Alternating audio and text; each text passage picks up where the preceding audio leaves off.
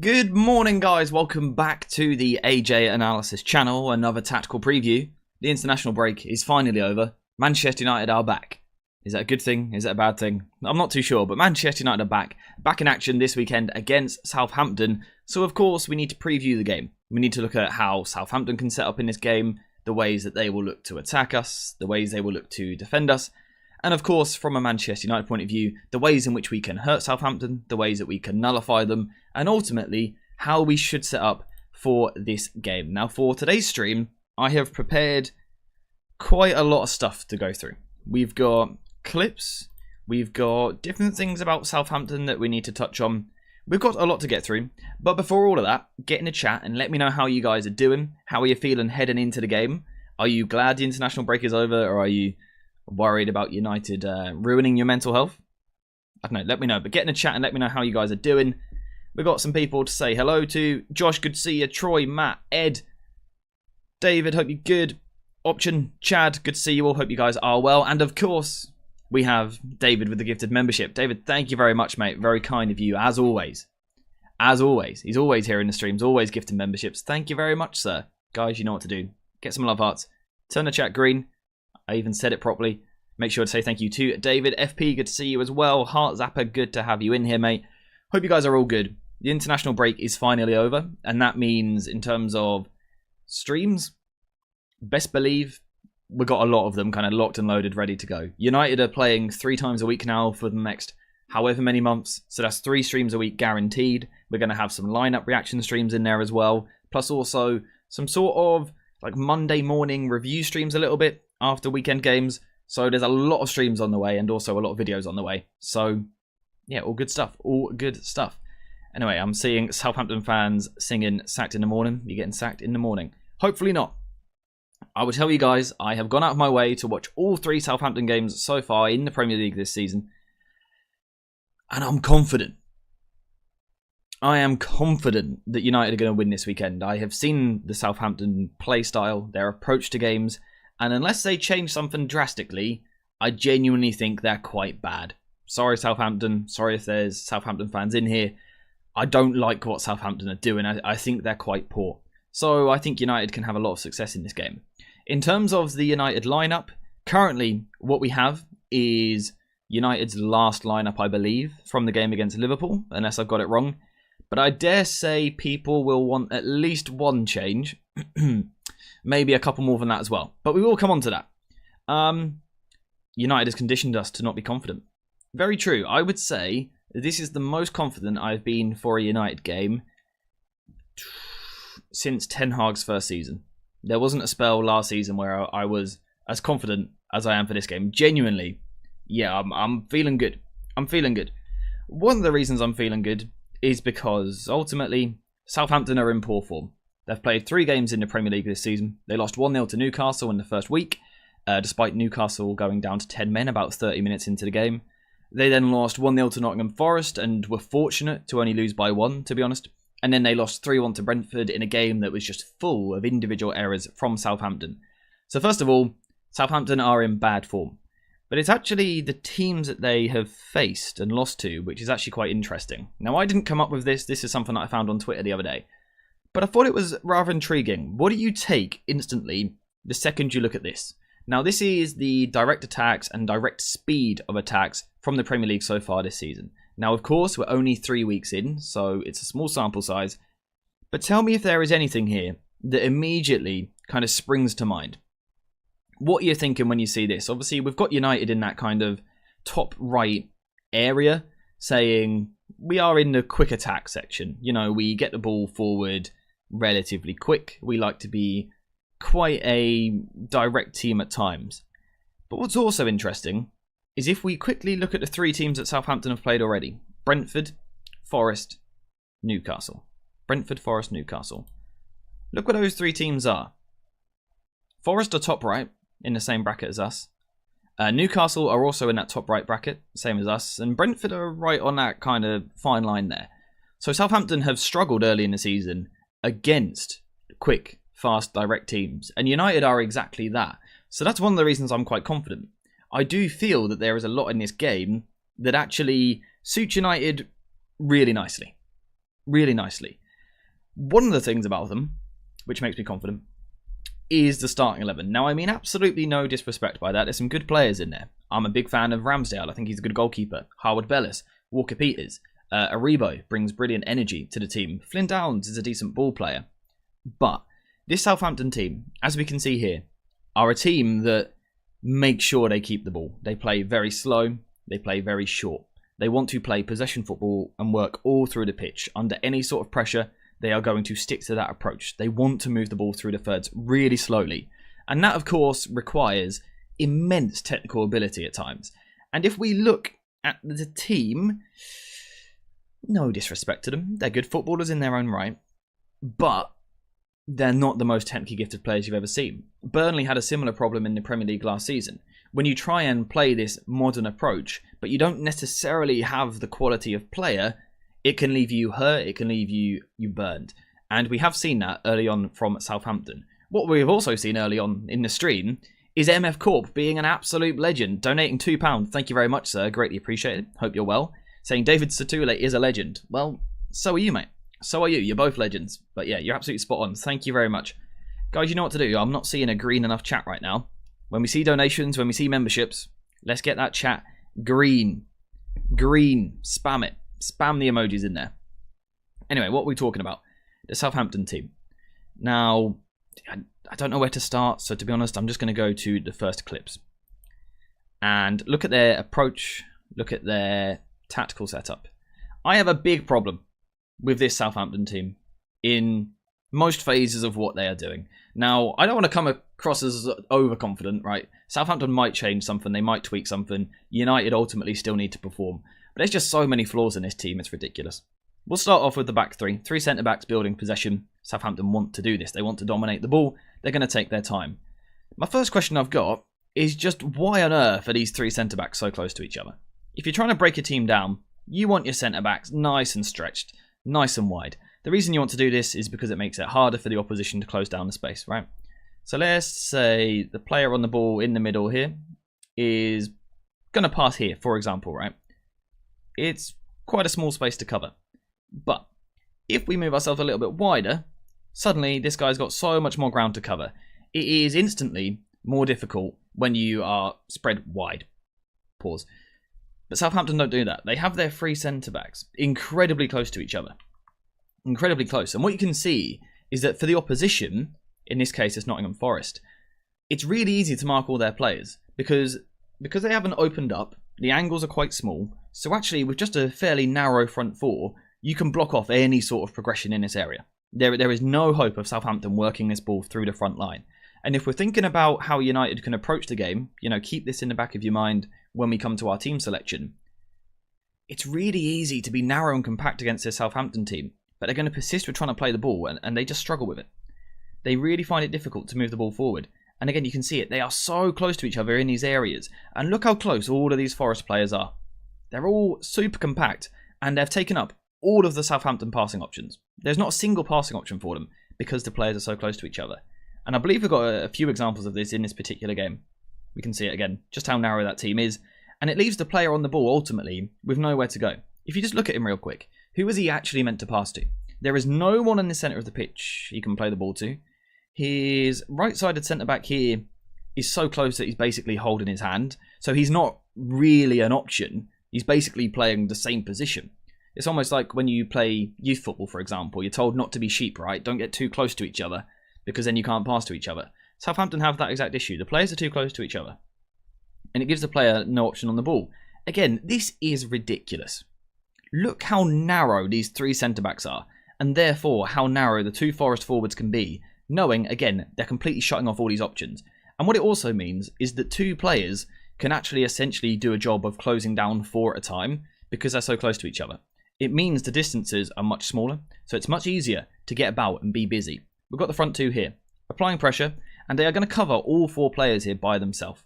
Because the Southampton players are so close, as the ball comes across to the right-sided centre-back, who is still ridiculously close, they don't need that player in the middle there. What's he doing? They don't need him there. As the ball comes across, it is very easy for the Forest forward to get out towards him. So those two players have covered all four, and Southampton are eventually forced to play the ball long, and they lose the ball. I just don't like what they are doing here. I don't like it at all. And it's something that I believe United can get at. Because if these centre-backs are so close to each other all the time, United's press has more chance of being effective because the gaps are much smaller. Now, we know that when United press, we are actually fairly decent in the kind of the small spaces, in my opinion. I think particularly with players like Xerxes, Bruno, Ahmad when he plays. I think Garnacho's decent at it as well. Ugarte, if he comes into the team. We're actually decent in the small spaces. I think we do a pretty good job there. The problem is when teams really stretch the pitch, open the pitch up and, you know, open up the spaces, that's when we struggle more. So if we are going to be playing against a team that has all these players close to each other, I think that's a good thing for United. Now, the next thing that they have is, because these three on the ball have no one to pass to, because they are all holding hands with each other, they've got no way of moving the ball forward, the other players then have to drop deeper. So Downs has to drop deeper, Smallbone has to drop deeper, Aribo, Kyle Walker-Peters at times, and the right wing-back as well. They will all drop a little bit deeper to try and help aid the possession play, because basically the three centre-backs can't do it by themselves because they're too close to each other. Again, they are reducing their angles, it's impossible to progress, so more players have to come deep to help them. What's the problem with this? If you're dropping 7, 8, 9 players deep into your own defensive third to try and play out from the back, you are asking for pressure. You are giving teams the opportunity to completely suffocate you. These players can go super high. I'm not necessarily saying United will do this, but certainly what teams can do is chuck loads of players forward and really suffocate Southampton. Again, the players are too close to each other, but also now they have the problem that there becomes a lot of them. And a team like Nottingham Forest feel that they can send 6 players forward to the high press because so many of these Southampton players are deep. Now, it's one of those things where if Southampton get it right, if they work their way through the rondo over the course of 90 minutes, they're going to have a couple of situations where they will play through. And I guess if you clipped it up and put it on Twitter or on YouTube, it would look brilliant. You would see moments of immense technical play on the ball. But it is so high risk, it's unbelievable. When you are inviting this many players to come and press you.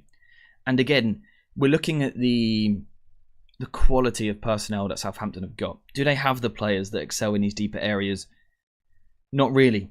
And they just cause problems for themselves. We saw it here against Forest. Forest don't score here. We saw it against Brentford. I think Brentford scored 2 goals from high pressing in these areas. Southampton have a real problem. And I don't think it's something that's going to change. It might. They might. But we can only base it off the first 3 games. And what we heard from them last season in the Championship. They want to play in this way. Look how many Forest players know that they can go and commit to this press. It's insane. So something that United have to consider, and we have to consider when picking our 11 shortly, is players that can press. We need that, because Southampton are so vulnerable here. So vulnerable. The next thing. I have another problem with this Southampton team. If you can't tell, I haven't enjoyed watching them. Or I kind of have, because I know United are playing them soon. Anyway, the next issue with this Southampton team, go through the starting 11, Walker-Peters, Stevens, Bednarek, Harwood, Bellis in particular playing across the backline. What is the problem here? They're all right-footed. They're all right-footed. Southampton actually have a very similar problem to us in that all their players want to play the same way. So something that United could certainly look to do in this game is try and force Southampton towards this side of the pitch, knowing that ultimately, if we are aggressive with the positioning of someone like Mazraoui, for example, or it could be Garnacho doing this job. We'll come on to the United structure shortly. But if we can do this, we can force Southampton down this side, they get really stuck. Now, credit to Russell Martin. He has tried to come up with a solution. Fair play to him. I don't like the solution. I'm sorry, Southampton. I just don't like what you're doing. So what is the solution?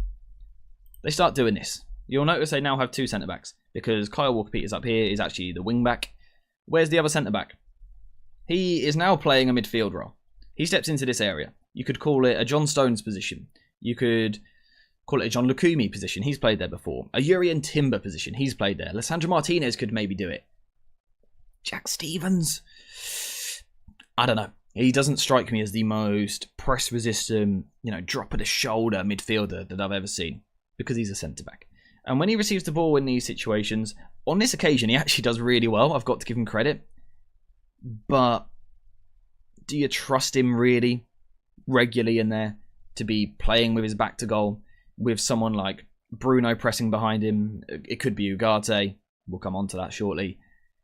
I wouldn't trust him if I was Southampton at all. And as a United team, I would be targeting that all day long. All day long. And just generally speaking, these three centre-backs with Stevens ahead, moving into midfield, they just rotate too much. And for me, it doesn't work. They get themselves into problems. The centre-backs move so much. Look how close they are again. Look how easy that is to press because they're all holding each other's hands.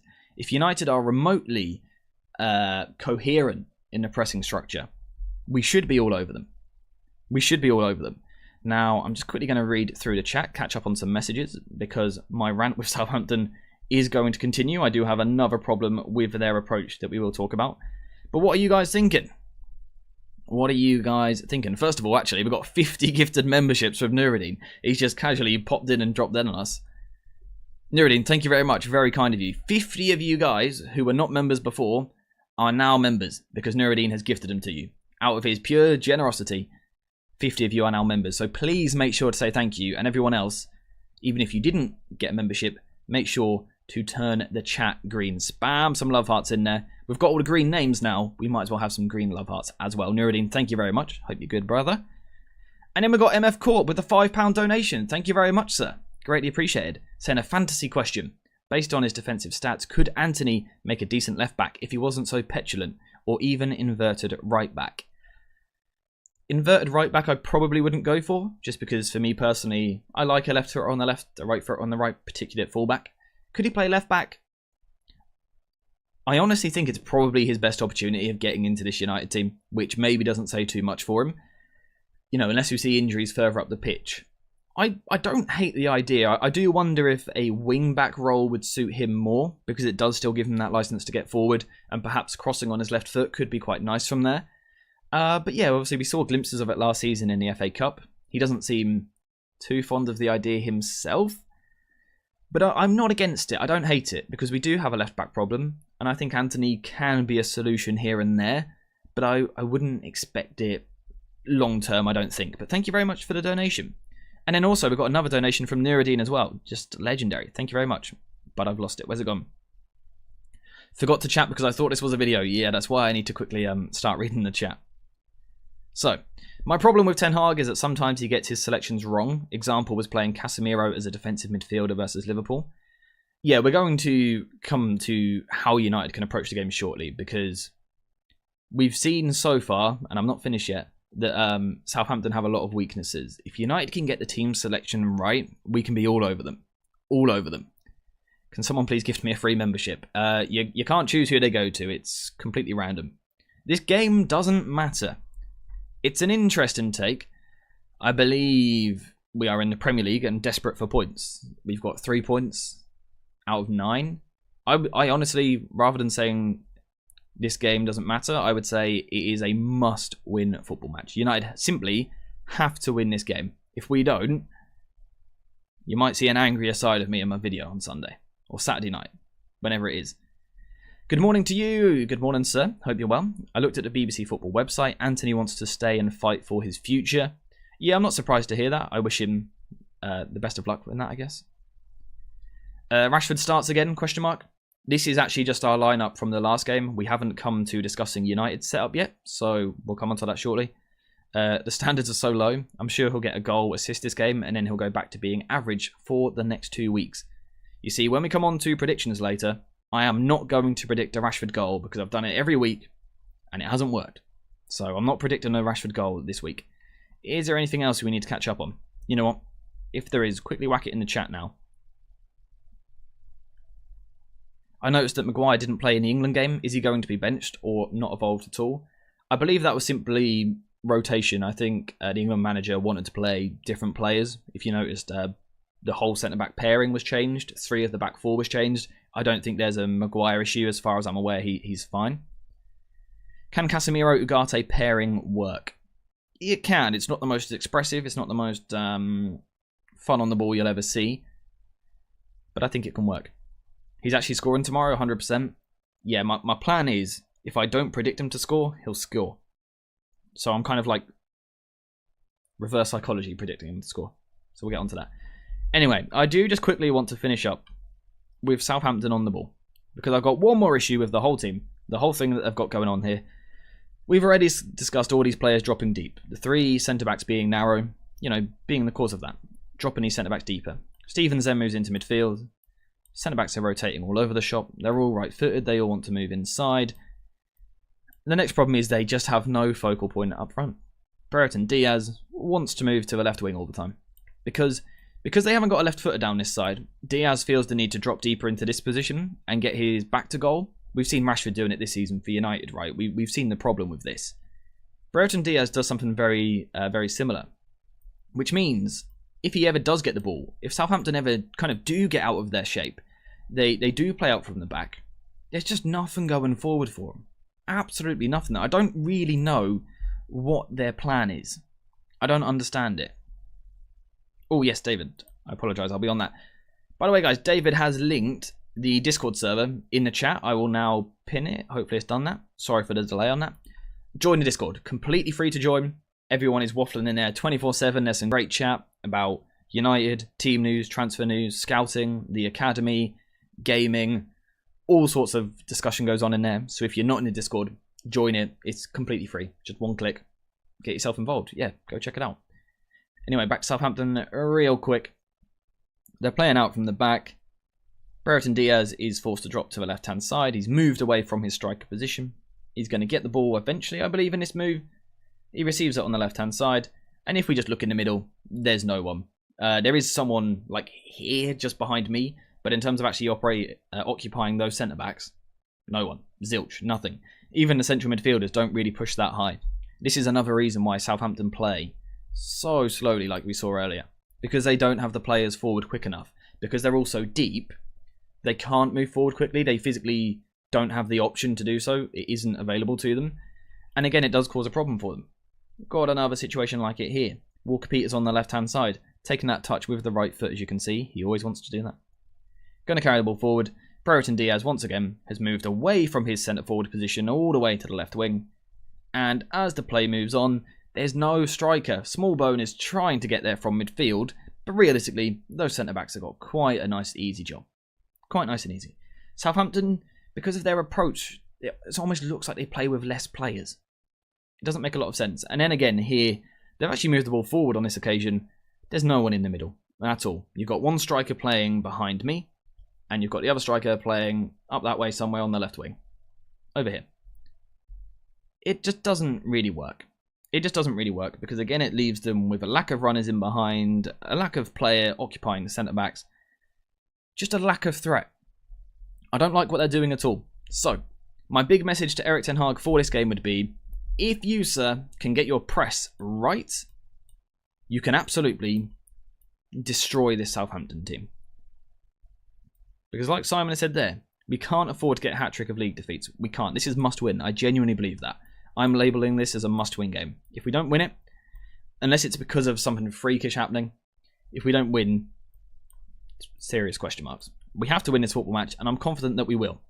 The question is, how? We've seen how Southampton are going to approach the game. The question is, if you're United manager, which, you guys now are, let's say. You are now Manchester United manager.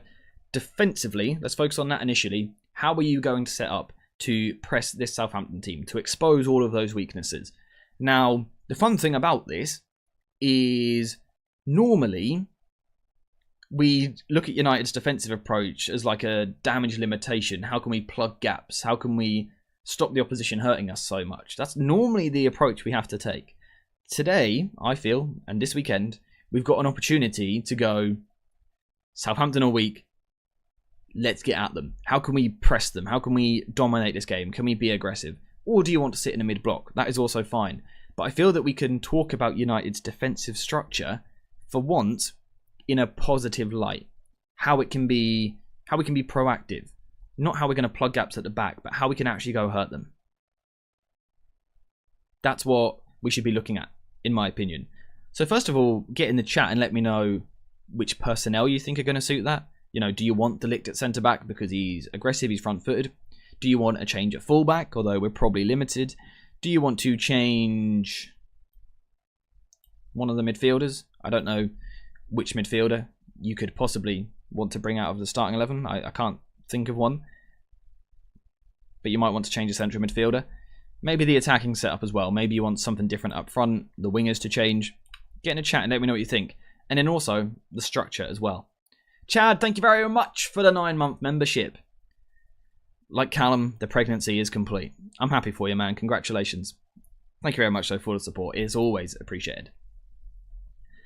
Our away form has been abysmal of late, and it's time to put that right. I completely agree. Completely agree. We need less men in the defence and more players in midfield and attack. So you would go for quite an aggressive pressing approach. I like it. Get Casemiro out for Carrick. Did you see that Carrick performance? God, rolled the years back. He was so good, wasn't he? AJ, you'd better keep this channel running for another 18 years. We'll try. We'll try. No, 18 years is a stretch. Chad is a proper legend around here. Facts, if you don't know about Chad, get to know about Chad. It might confuse you at times, because believe me, he confuses me as well. But he's a great guy. Thoughts on a 4-4-2 setup with Ahmad at the tip of the diamond? We have Xerxes, Rashford, Højlund and strikers. So you're going for a sort of diamond like this? Hang on, let's move this about. Is that the sort of shape you're going for? Like something like that? You said about bringing Ahmad into the team into that position. Is that the shape you're talking of? Will Ugarte be starting or is he on the bench? Well, that's the big question, really, right? I would play him. I would play him. Ten Hag said that he is back. You know, he is available. He is able to play this game. He is up for selection. Ten Hag said this the other day. He played for Uruguay. He played 2 games. He's probably going to be a little bit fatigued having played those 2 games after not playing for about 4 weeks. For me, you know, it's just been said in the chat there, I just wouldn't play Casemiro. And I don't just want to jump on the bandwagon of hating Casemiro. I'll be honest, I actually called him out after his good season and said we probably now need to replace him immediately. So this isn't just me just hopping on that idea of hating on him. I think he offers something to this squad still. But I wouldn't start him in this game. I just feel that if we can get the press right in this football match, we can have a lot of success. If we want to get the press right, you probably don't play Casemiro. I would like Ugarte in the team. I would like him in the team. I think Collier can do a job if not. Toby Collier ain't defensive. I agree in the sense that he's not a defensive midfielder, but I think he certainly has defensive capabilities. You know, certainly physical capabilities as well, which would be useful for this game. I'm not looking at United parking the bus here and holding on in that kind of view defensively. Again, it's can we get on the front foot? Can we press? Can we suffocate them high? That's how I want United to play this game. Because when we come on to the in-possession stuff, you're actually going to see that once again, United can be really dominant. And I think it suits us. This is about to sound crazy. I actually think the way we play out from the back is going to suit this game, which I never thought I would say. Crazy stuff, right? I think my only opinion is that Xerxes will only play for about an hour before being subbed. Yeah, he played the first game for the Netherlands in the international break, and apparently had a really good game. I haven't seen it myself, but apparently he played really well. Second game, I believe he was on the bench. I don't know if he came on or not.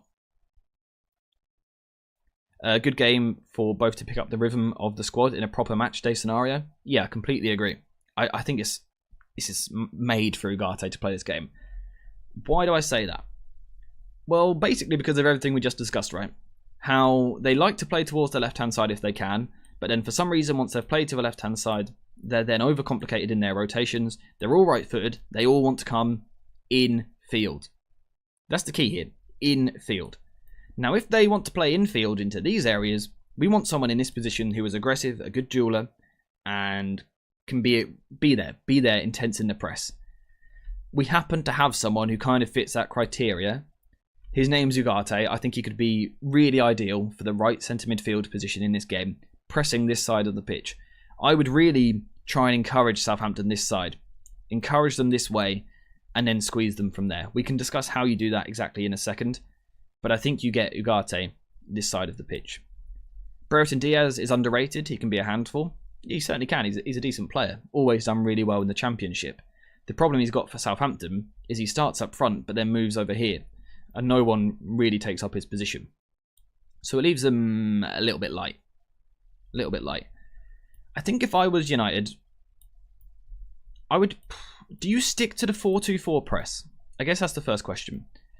Now, I don't know that it has worked that well in the opening weeks of the season. Against Brighton, it had its moments. Against Fulham, it had its moments. Against Liverpool, I don't even know what we've done, to be honest. I think, despite Southampton playing with a back three, I actually believe that R2 is enough. I think R2 is enough there. Because these players play so close to each other. We saw it in the clips earlier. If you're joining late, by the way, basically Southampton have their centre-backs almost holding hands on the ball. They are so close to each other, which makes the job of opposition forwards really easy, or a lot easier when pressing. So I think United's shape could work in that way. I genuinely think there is potential for, at times, R2 to do a job on 4 in there, but I would actually probably encourage Ten Hag to be a little bit more aggressive than that, even more front-footed, whether that be, like we said already, can Ugarte get high in that press, maybe? Can we get one of the centre-backs high? Possibly. I certainly think, no matter the structure, if we're going for a high press, the back four have to be there with them. I'm not saying they've got to be up here, but they've got to be there or thereabouts, around the halfway line, ready to be proactive. So I think we need to be engaging high up the pitch. I think that ability, though, to lock Southampton to one side is just there in this game, particularly with the lack of focal point up front. One of the issues we've had at times early in the season is that when we press man-to-man, sometimes teams are putting the ball into this area, and someone like Lisandro Martinez kind of struggles with it. We've struggled with the long ball at times. I think we have for a while. Firstly, they don't really play with that player. They don't really have that focal point in the team, that guy you can go long to. But also, if we look at the stats aerially, they're the worst team in the league so far this season. Now again, it's early in the season. It's a very small sample size, and we're not exactly doing great either. But Southampton, statistically, have been the worst team in the Premier League so far this season, with their aerial duels only winning 37%. And the thing you will notice as well, though, is the fact that they've only attempted, 43. That's really low. We've attempted 67. So again, that kind of suggests they want to keep the ball on the floor. They want to keep the ball short, which is why I think the press is so important. I think if we go and press them well, there is a real opportunity in this game for United to have a really good day. A really good day. I think locking Southampton to this side of the pitch, being aggressive in the press, I'm really excited for this game. I'm really excited for this game. Are we going to see a 9-0 repeat? 9-0 might be a stretch. Or will I finally be vindicated with a 6-1? I'll give my prediction later. 6-1's a bit high for my liking still, just because I don't think we're clinical enough. I get the feeling what we're going to see, though, is one of those games where after it we go, tactically, we were actually set out to beat them. The individual's going to perform. We'll come on to that. For now, though, we need to quickly shift the focus. We think United can press. We think United can win the ball high. We've got intense players in there. Amad Ugarte, Bruno Xerxes, whoever. We've got intensity. We can win the ball high up the pitch once we've locked Southampton to one side, win it, be dangerous, and probably, therefore, dominate large parts of the game. Because if Southampton can't get out from the back, what else can they do, really? We may not necessarily dominate possession numbers, but I think we will dominate the play. How about on the ball? Because it's all well and good being strong defensively, but ultimately, if you can't do anything with the ball yourself, there's not much point, right? Because you're not going to score goals if you can't play with the football. So, how can Manchester United play with the football in this game? And more importantly, initially, how will Southampton try and stop us? So, Southampton will probably go with a high press. Probably. I'm not expecting a particularly intense high press, but they will go with a high press. How does it look? Armstrong and Brereton Diaz are finally a front two. We're playing against a 5-3-2 formation, and for the first time this stream, we're seeing a front two. Nice. They're going to back it up with a midfield three as well. That's Xerxes. That's the wrong player. Let's get Downs in here. Let's get Smallbone in here. Let's move the back five up. So Southampton are going to press. And actually, I'm not going to continue the stream because I've just seen we've only got 34 likes. That needs to change. Quickly run the likes up. I'm going to grab a bottle of water. Run the likes up and then I'll come on to this. Because again, I think United have got a huge chance for success here. So you're probably going to want to hear it. So leave a like. If not, I haven't really got a threat, to be honest. I'll probably carry on with the stream anyway. But if you could please leave a like, it would be greatly appreciated. It's free. It helps the channel. So please do it.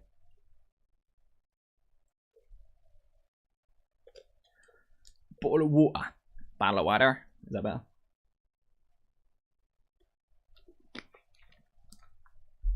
Have the likes gone up?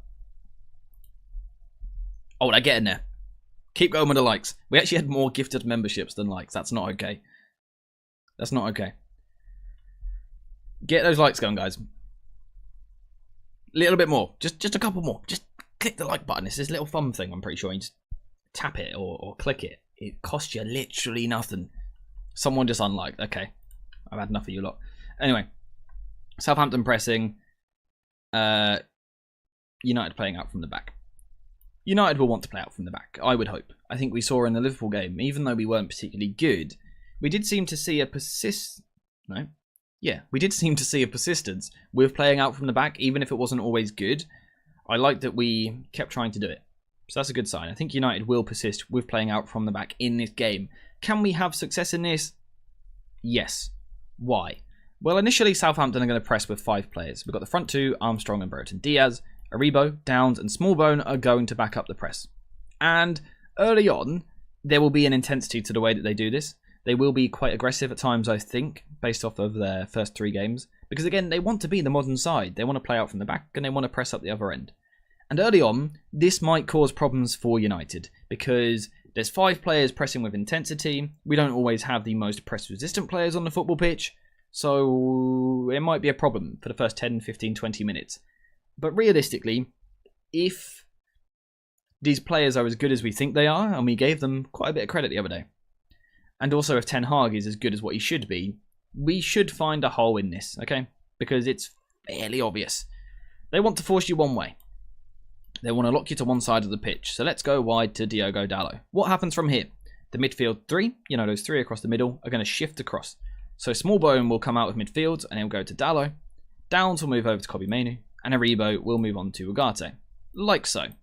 You will notice, though, that if we are patient, really, really patient, we have 2 players that are completely free. Onana in goal and Mazraoui on the other side. So, there is potential here for what we saw in the opening weeks of the season and pre-season, United actually doing fairly well. Drawing a team to one side, playing those mini 3v3s, 4v4s, rondo drills on one side of the pitch, drawing a team over, and then looking to switch to the far side. Dalot being right-footed could actually be handy for that. Normally I complain about it. Him being right-footed on the left could actually help us find Mazraoui. The job for Mazraoui from there is obviously to carry the ball and work with Ahmad. Can we get a 2v1 here or a 2v2? Let's be threatening down this side of the pitch. This is something that United need to do. We saw against Liverpool a slight change of approach. It felt like we started to go central a little bit more into Ugarte or Casemiro. That went well. Into Kobbie Mainoo, into Bruno, in central areas. I actually think for this game it suits us to play a little bit wider because, again, our pre-season structure actually has a lot of chances against this Southampton unit. And I noticed it in the Brentford game here. Now, I believe on this occasion, Brentford actually lose the ball, right? So it shouldn't seem like a weakness for the Southampton press, but in my opinion it is. So Southampton are up here. We've got the 3 over here. You can see the line, pretty obvious, I would hope. You've got the 3 midfielders, and then you've got the 2 centre forwards. They are pressing, they're not incredibly intense. They're not right on your toes, but they're applying pressure. But what you will notice, just at the bottom of your picture, is the right back is completely open. Completely open. Now, normally what happens in this sort of game, if the right back is open and you're playing against a back 5, normally the left wing back will come up and engage pressure. All right, apply pressure here. So let's see if that happens. Now, we can't. Right, unfortunately, Brentford have played the ball long. This is 10 minutes into the game. Brentford have played the ball long, and we learn nothing.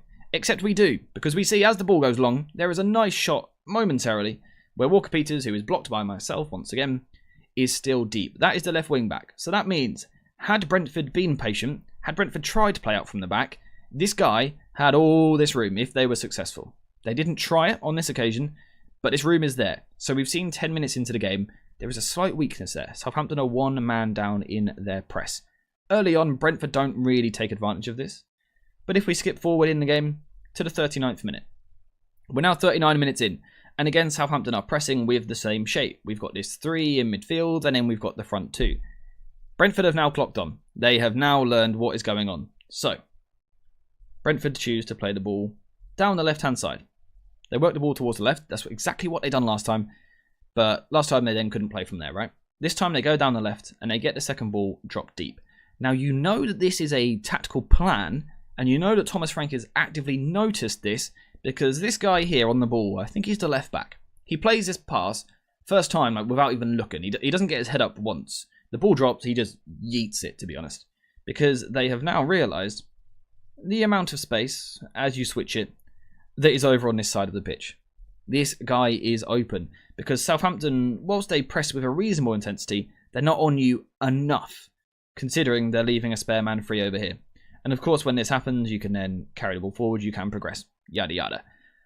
Another situation, 5 minutes later, 3 men in midfield pressing, 2 men up front pressing. This time Brentford come towards the right-hand side. They move the ball down this way. You can see Southampton still in that pressing shape. Flynn Downs is kind of like the deep midfielder in possession. Then out of possession, he goes higher. It's this guy in here. So you can see the shape. Brentford choose to play this way. What's going to happen on this occasion? Oh yeah. Look at the top of the picture.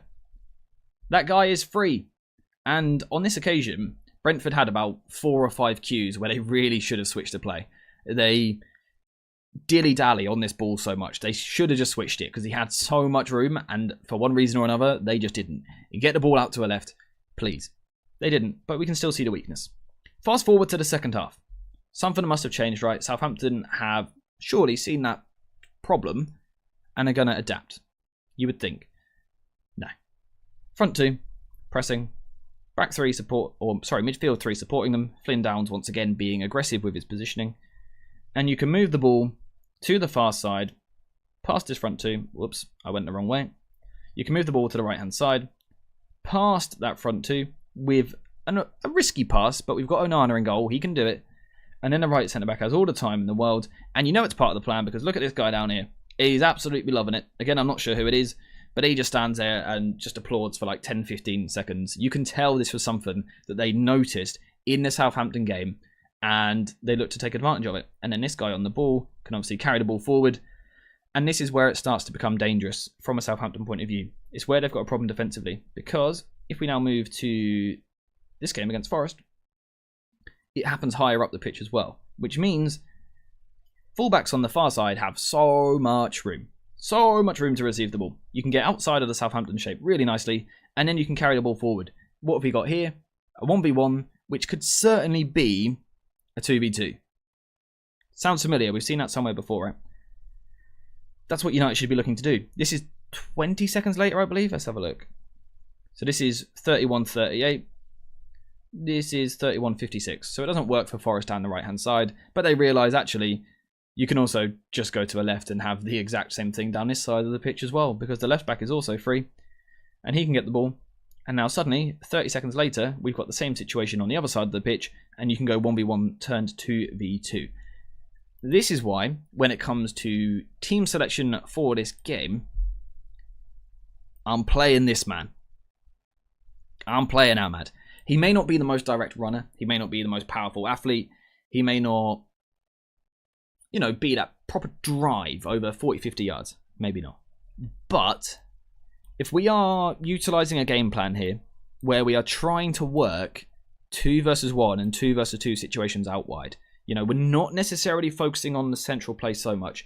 We're trying to get the ball wide. We're trying to work out there.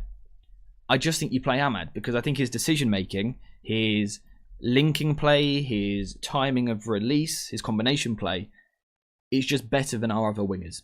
So I think he has to play. I think he has to. We can have a conversation on who you want to play on the left. We'll go to a poll if you like, actually. But on the right, Ahmad has to play because 2v2s are there all day, and I think Ahmad is our best player at making that right decision. I just think it works. I think it makes a lot of sense. Xerxes can define the success of these plays if he can get the defenders' midfielders' attention early on, keep them on their toes and focus central. I think that's a big part of having Bruno in that area as well. For example, when we are playing down the left-hand side over here, let's move Mazraoui a little bit deeper. When we're playing out over here, like you said, I think if you can also use your 2 centre forwards or your centre forward in your 10, dropping a little bit deeper, kind of drawing this attention, it's just going to open up more space, like you said, on the far side.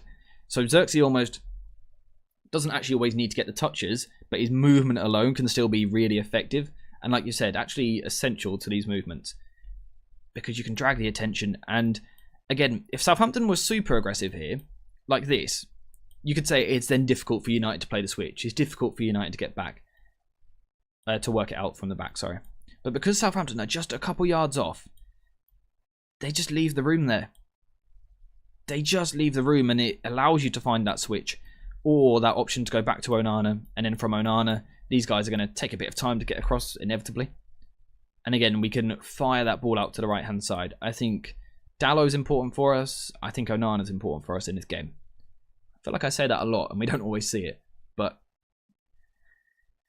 if Southampton approach the game in the way that they have the first three, which again, I should say is an if. We can't guarantee that Southampton will use the same approach. All we can do is base it on the 3 games they've played in the Prem this season. They have approached it in this way. The 3 games, they've approached it in the exact same way every time. So it's fair to assume they could continue with it. They might completely switch it up and I look like a complete idiot. But that's part of the fun, right? That's part of the fun. I think United can cause a lot of problems. I think if we are safe in the middle, I don't actually think this is a game where we need an awful lot from Kobbie Mainoo. The retention will be handy. The ability to drop the shoulder will be handy. All that stuff. But I actually think just his safer game will be useful here. And it's another reason why I would play Ugarte. Because we don't actually need to play that killer pass early in this game. We don't need to do it. I don't think there is a need for us to approach the game in that way. If we're pressing well and playing out from the back well, we should dominate. We should dominate. If you can play out and you can press, it means you can have possession and you can stop them having possession. United should do this. Get Ugarte in the team. Get that retention. Get that out of possession ball winning ability. And I think United will have a lot of success. For me, the question over the starting 11 is Rashford versus Garnacho. We can have a conversation on Ugarte as well. If someone wants to take him out, that's fine. There is obviously like a fitness concern there. I would play him. Nuruddin would have set up this team perfectly. I have faith Ten Hag will set it up perfectly. We believe. We can never seem to get that third killer goal. It's only when we are 2-0 up that our defence sometimes falls asleep. Yeah. I think, I said it earlier, I think what's going to happen is by the end of the game, we're going to look at it and go, Ten Hag largely got it right on the ball. Ten Hag got it right. And we're either going to say, and our players produced and were efficient and clinical in the final third. We scored goals. Nice, happy days. Or it's going to be one of those ones where, again, in possession, I think Ten Hag will have it close to being right in this game because I think our natural setup counters Southampton really nicely. So I think we'll get into positions. I'm scared it's one of those days where we just can't take our chances. We need Bruno on it. We need Xerxes on it. Whether it's Ahmad, Rashford, Garnacho, whoever. Be on your game, lads. Be on your game. Be also useful if we could be a threat from set pieces. That would be nice. Because it gives you a chance to unlock a defence for free, basically. You get a free ball into the box. So that would be handy as well. But I do think the big thing in this game is going to be decision-making and finishing. And that's why, for me, Ahmad plays on the right because I think he's got the decision-making. Rashford or Garnacho?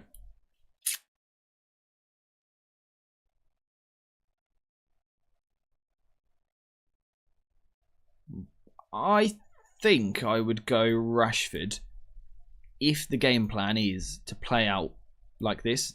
Let's take Garnacho out. We can't have that many players.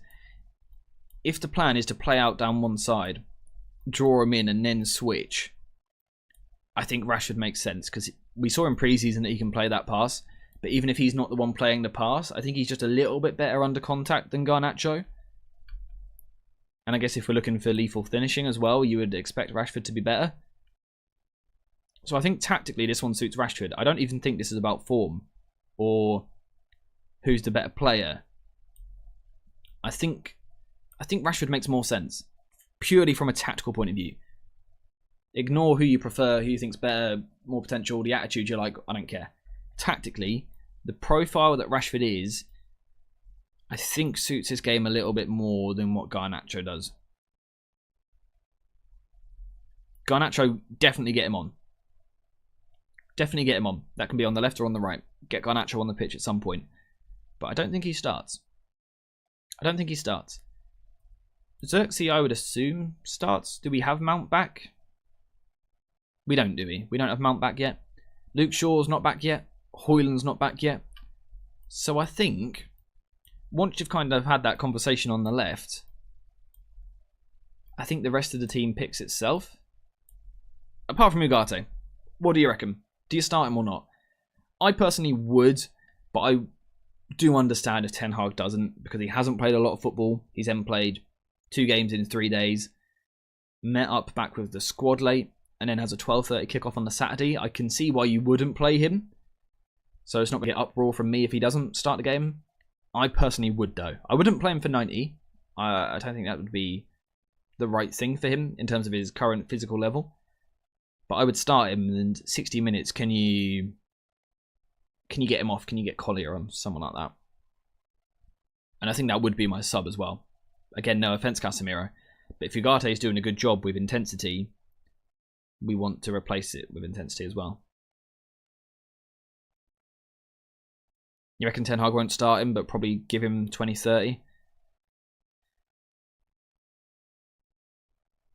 If he doesn't start Ugarte, right, let's say Ugarte physically isn't quite there, do you think he would? Do you think Ten Hag would have the balls to start Collier, or would he go for Casemiro? What do you reckon? Again, not who do you want to play, who's the better player, blah, blah, blah, blah, I don't care. Who do you think he would pick? If Ugarte's out of the conversation because of fitness, do you think he'd go Casemiro or Collier? Previously, I would have always said Casemiro. The fact that he hooked him at half-time in the last game makes me question it a bit more, probably for the first time. I think he'd probably go Casemiro, wouldn't he? You guys seem to agree. I don't understand why you all still prefer Rashford over Garnacho. Rashford isn't contributing anything to the team, and of course form should be considered too. Tactically, Garnacho can do better. It depends on the approach that the manager takes, right? In terms of what I believe the approach will be, Rashford's profile is more useful to us, right? Let's not call him Rashford and Garnacho, let's call him Bob and Keith, right? This is Bob, this is Keith. Keith's better at running in behind, going this way, taking his fullback on. Bob also likes to do that, certainly coming inside, but actually doesn't mind dropping deep towards the ball and switching the play. Now I'm going to tell you that the manager wants to play in a way in which you work the ball down the left-hand side, and then you have a player here, dropping in here and switching. You go for this guy, right? Bob, I think it was. In terms of actually form as well, by the way, gonna say it, Rashford played better than Garnacho against Liverpool. Rashford was the better player. Sorry, Garnacho, mate, I love you. Great player. You're going to do so much for this club. But Rashford was the better player. He was the player that created chances. Literally, he creates 2 sitters. Xerxes should score 2 goals because of Rashford. All right? Rashford was literally, there is no argument. There is no debate. Please go back and watch the game. I've watched it 3 times. And it hurt. I've watched it 3 times. Rashford done so much more than Garnacho. Garnacho will come into his own. He'll be absolutely fine. I have no worries about Garnacho. He's quality. Just at the moment, I think Rashford actually is in slightly better form. And I think, just in terms of profile, I think it works better. I think it works better. Garnacho was played out of position, man. Yep, completely valid point. He was. But I just think if you kind of copy and paste Garnacho into those positions that Rashford got into, I don't think Garnacho would have created the chances that Rashford created. And at the moment, Ten Hag seems to want like a wide creator sort of role on the left. It doesn't suit either of them. But actually, who does have that better pass into the box? It is Marcus Rashford. Garnacho hopefully adds it to his game. I really hope he does. That'd be great. It'd be so good for us. At the moment, Rashford is the better passer still. And Ten Hag seems to want a sort of passy role at the moment, so you play the better passer. In my opinion. Is that opinion of Rashford playing better than Garnacho against Liverpool an unpopular opinion, or is this a hate train against Rashford? If I speak, I'm in trouble. That's all I'll say. I don't think Rashford has been as bad as some people think. Spot on. He could have had a few assists already if some chances were scored. This is the question, right? If Xerxes scores 2 goals against Liverpool, right? I can't remember what the final score was, but let's say Xerxes scores 2 goals. And we go to the stat page and we see Rashford had 2 assists in that game. Did he play well all of a sudden? Suddenly is it okay? Because he got an 8.6 on SofaScore and he got 2 assists. He had a great game all of a sudden? I think most people would say yes. Getting 2 assists against Liverpool is difficult. You would say he had a great game. So how come? Because a teammate couldn't take the chances, it affects your view on Rashford's performance. That doesn't add up, right? And I'm not trying to pile hate on Xerxes here, by the way, because no, don't do that. Don't do that. Xerxes is going to be fine as well. Really like what we're seeing from him. But because Xerxes misses a chance, it doesn't mean Rashford had a worse game. You see what I'm saying? It doesn't add up. It doesn't add up. Rashford has to score 34 goals every week, if not he's a flop, in a lot of people's eyes. He is so useful to this team. He is so useful. Nuruddin, big up for the 50 memberships. Rashford has definitely been playing better. All in all, what a great comment. Love that, mate. Love it. He should play Anthony left then. It could come into the conversation. It brings a different balance with the left footers. But do you really, really want Anthony instead of Rashford or Garnacho? Probably not. Probably not. Garnacho is a right winger. Look at the stats. He's been a lot better on the right than the left. I also do actually agree with that as well. Perhaps not in our current setup specifically, but genuinely speaking, I actually prefer Garnacho on the right to the left. I do agree with that. Rashford could play for the Barnsley match if he doesn't play in this one. Yeah, I would expect that. Whoever doesn't start, I would expect the other one to play. No, so whoever doesn't start will start the next one. Yeah. Is Amad Diallo injured? I don't believe so. I believe he's fit. You know how we do, Chad. You know how we do. Who do we reckon then for this midfield position? Right? Not who do you want. Who do you actually think Ten Hag will go for? Consider fitness. Consider sharpness. Consider tactical fit. Consider... No, the number they wear on the shirt. I don't know. Who do you think he'd actually go for? I think he might throw Ugarte in. I think he might. Johnny says he's not going to. I got a feeling he might. I don't think it'll be Collier, unfortunately. I think it's Casemiro or Ugarte. And I think he goes for Ugarte, you know.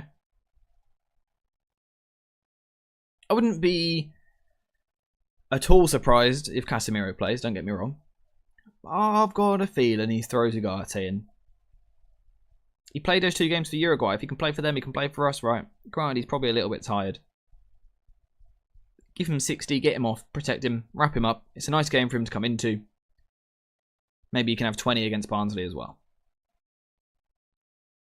Any news on Mount's fitness? Yeah, Mount, I have genuinely no idea. I don't know how bad the injury is. I don't know when he's meant to be back. Like I said, Shaw is still out. Ten Hag confirmed that for us. Højlund is still out. But both of them are pretty close. Obviously, we know Yoro is out. Malacia, I don't know. I don't know. But Mount, I have no idea. Eriksen, I believe, is fit. Correct? Well, personal opinion. I believe Eriksen is available. I think he played for Denmark. Did he? Or did he? I don't know. I might be making that up. I think he's available, though. I think it would give the team positive momentum for the new signing to start. That's what I will say. I certainly think we're getting to that point, right? Let's take Casemiro out. Let's put Ugarte in. Let's say, you know, we start with this team in 3 or 4 weeks. This really looks, or is starting to look like just Ten Hag's team, right? It's getting there. 3 of that back 4 are his. And we know he likes Dallo anyway. He's the one who brought Kobe through. Ugarte signed under him. It's getting to be a Ten Hag team, which is why I think performances have got to improve soon. And I think they will starting this week. I think they will. I think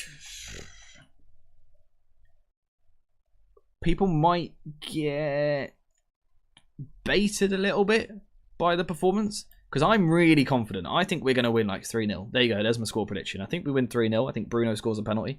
I think Ahmad scores a goal. I'm not sure about my other one yet. I think we're going to look really good against Southampton, partly because of Southampton being bad.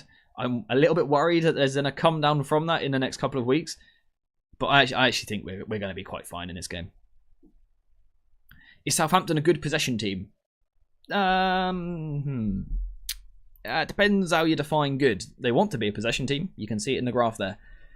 But I wouldn't say they're always good at it. If you missed the start of the stream, it will be... You know what, I'm going to leave this stream up available to everyone. So you can go back to the start and watch it if you want. Because we have gone through quite a lot. So, yeah, I'll leave this stream up. I believe Ten Hag is always over-dramatic about bringing new players in, leaning on the excuses that they're not ready. It's been part of Ten Hag. It's a weird one. I kind of get thrown out by it because Anthony, correct, was brought in really quick. And Yoro, granted it was pre-season, he came straight in. But then we saw De Ligt has been eased in a little bit more. Casemiro in his first season, I think it was like 4 or 5 games before he came in, wasn't it? So it's a weird one. That's why I find it difficult to know what he's going to do with Ugarte. If he had a record of always throwing signings straight in, I would suggest he's going to do the same. If he had a record for holding them back, I would suggest he's going to do the same. But because he kind of switches it, I don't know like what he's going to do for this game, to be honest, and how he's going to manage Ugarte. I would like to see him start. Did you check out Patrick Dorgu, AJ? I don't think I've ever done a video on him. I think he's been mentioned in a video, but never one on him alone.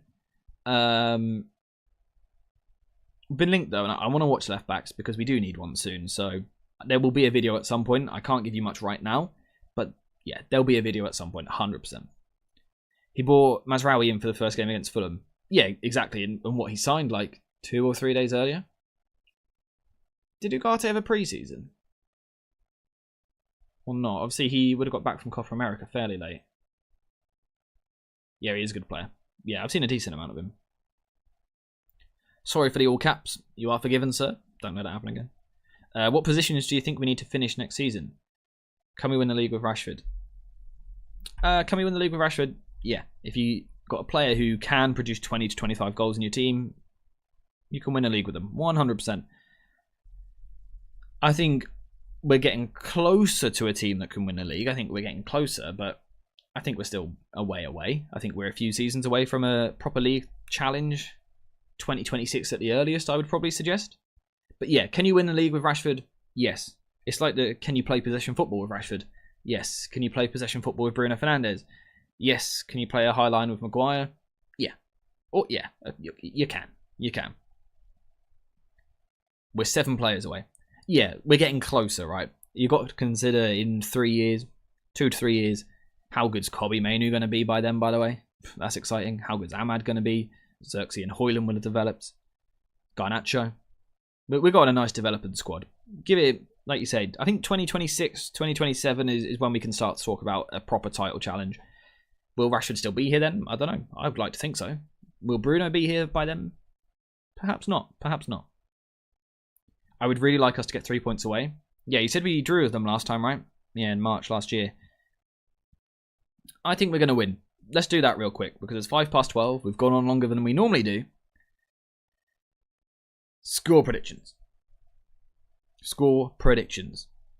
The team has plenty of peaks within it. Yeah, like there's so many players where like, if they do, it's a nice squad. Just need the right configuration to avoid the valleys. Lots of players that are at the top end in certain areas. Now can we minimise the impact of weak spots? 100%. And a lot of that obviously is looking at the players developing, but also manager. You got to get it right, mate. Got to get it right. Anyway, predictions. Sir Hawk going for the 3-1 to United, I hope. Please. Oh, Nuruddin has beat Chad to it and gone for the 6-1. Chad, have that on your head top, mate. You're unoriginal now, Chad, if you say the same thing. Simon saying 3-0 to United. That's my prediction. I've got a Bruno penalty. I've got an Ahmad goal. I think the other one... You know what? Xerxes is going to score as well. Xerxes, Ahmad, Bruno penalty. Happy days. I'm not saying Rashford because I seem to ruin him, like jinx him every time I say it. So Rashford definitely won't score. 1-1, says Josh. Josh, I might have to ban you, mate. I might have to ban you. Chad says we're losing 6-1. That's the spirit. I like it. Does it? You know what? I'll say that's original. I'll let you have that. Martinez, Delict, Mazraoui, Kobe Mainu, Ugarte, Garnacho, Rashford, Xerxes, Ahmad, Anthony. Wow, we are scoring a lot of goals. Sorry. I'm going to assume that's your starting 11. It's aggressive. It's very aggressive. Rashford will score a brace. Yeah, he won't score. Yeah. You see what I'm doing? Yeah. David with the donation. Thank you very much, sir. Very kind of you. Greatly appreciated as always. Love hearts, please, in the chat. 5-0. Please. Rashford 2. Ahmad, Bruno, Xerxes. What a day that would be for our front four. What a day that would be for the front four. Also, look out for Garnacho from the bench in this game. If he doesn't start that last 20, 25, if we're a couple of goals up, hopefully we are, that's dangerous. That's dangerous. 4-1 to United. Onana makes a mistake for the goal. Bruno and Dalot both score. I was tempted to say Dalot. I went to Xerxes in the end instead, but hope we score on a set piece too. I would love that. Bruno, Kobe Mainu, and Casemiro as the goal scorers. Yes, please. Yes, please. I just really hope, right? I really hope I haven't set the expectations too high. I think this Southampton team is so beatable. I should say again, this is based on their season so far. They might change. They might throw out a surprise. If they don't, if they stick with a similar sort of structure, I think we're going to win this game, and I think we're going to play pretty well, and I'm really, really confident. And I'm so sorry if I have set us all up with high hopes just for us to be absolutely crushed by Downs' dagger in the 67th minute. I apologise if that happens. I do. I apologise. I can imagine that. Yeah, it seems feasible, right? It seems very possible. Onana will have a good game for a change. Yes, please. I think he's been decent on the ball so far this season. I want to see more of it. I think we will.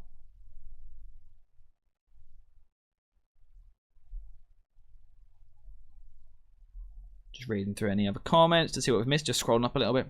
I hope it's 2026 that we start to challenge for the title. I'm just confused on how Rashford will bring out the best in Højlund. I don't think it's about just those two bringing the best out of each other. It's also so much about the structure of the rest of the team around them. You know, what's your left back doing? What's your right winger doing? What are your central midfielders doing? Are we a dominant team? Are we a transitioning team? Do we keep the ball? I think it comes down to a lot more than just those two players. I think there is this big focus on, can my winger create chances from a striker? And I think it goes so much further than that. I don't know the numbers, but it would be interesting to see the numbers. For example, how many assists do Manchester City wingers get for their striker? If we went to like pre-Haaland, for example, because he's a freak. If we went pre-Haaland, it'd be interesting to see. I love how you can just become Chilean.